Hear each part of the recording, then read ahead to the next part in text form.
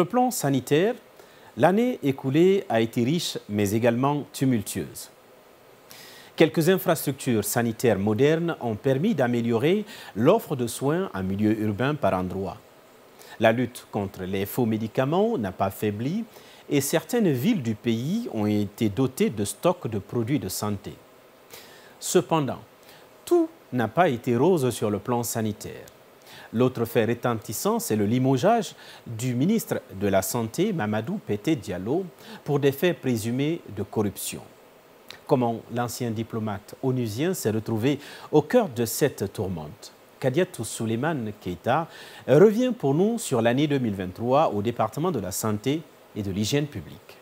Sous le leadership de l'ex-ministre Mamadou Pété Diallo, plusieurs réformes et non des moindres ont été engagées en faveur de la population durant l'année 2023. Parmi les actes phares figure la finalisation des travaux de construction et d'extension du CHU Donka, suivi de son ouverture officielle. L'hôpital Donka est modernisé et mis en service après 7 ans de travaux qui ont changé sa physionomie et rehaussé la qualité des services. Dans le but de fournir des soins de qualité aux populations, le gouvernement a procédé également à la signature du contrat de construction des hôpitaux régionaux de Kindia, Labé, Kankan avec le groupe français Eiffage. Dans le même temps, les travaux de construction des 8 centres d'hémodialyse à Conakry et les capitales régionales, à savoir Boké, Kindia, Labé, Mamou, Farana, Kankan et Nzerekouré ont été lancés et se poursuivent. L'amélioration des soins de santé passe aussi par l'assainissement du circuit de distribution des médicaments. Ainsi, les autorités ont compris cet enjeu. C'est pourquoi, dès les premières heures de la transition en cours, le gouvernement s'est vite attaqué à la lutte contre les faux médicaments, les cliniques clandestines et boutiques de vente illégale des médicaments impropres à la consommation. Cette croisade a été renforcée avec la mise en place d'un comité technique national de lutte contre les pratiques médicales et paramédicales illégales, le trafic et la contrefaçon de médicaments et autres produits de santé. À titre d'exemple, au mois de novembre 2023, au marché de Madina, la Direction centrale des investigations judiciaires de la Gendarmerie nationale a procédé à la fermeture de 400 boutiques et points de vente et à l'interpellation de 37 vendeurs pris en flagrant délit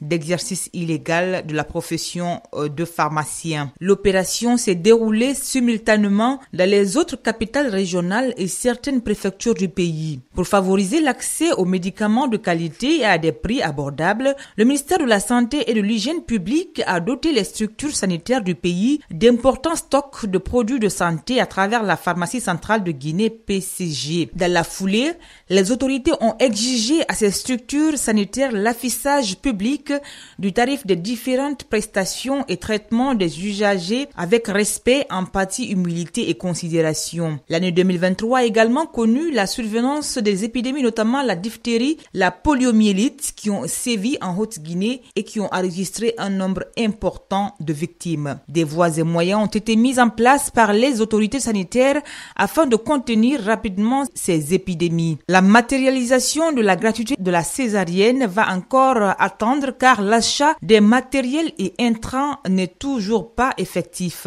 Cela a conduit au limogeage du ministre d'alors, Mamadou Pété Diallo, au mois de novembre. L'ex-ministre de la Santé a été inculpé et mis sous contrôle judiciaire pour des faits présumés de détournement de deniers publics et d'enrichissement illicite. Il a été remplacé par Dr Omar Djoueba, jusqu'ici directeur national de la pharmacie et du médicament. Dans sa prise de parole, le tout nouveau ministre de la Santé et de l'Hygiène publique a indiqué que la sacralisation de la vie doit être de rigueur dans notre pays. Autrement dit, plus aucun de nos compatriotes ne doit mourir de mort évitable dans nos structures sanitaires. Pour lui, la refondation ne sera pas un vain mot au ministère de la Santé et de l'Hygiène publique. Il a également ajouté que notre pays ne doit plus être ni un lieu de transit, ni un dépotoir de faux médicaments et autres produits de santé. Des engagements qui font rêver et qui donnent de l'espoir aux Guinéens longtemps malmenés par le système sanitaire guinéen qui reste encore très limité. Attendons de voir dans les prochains jours, mois ou années à venir.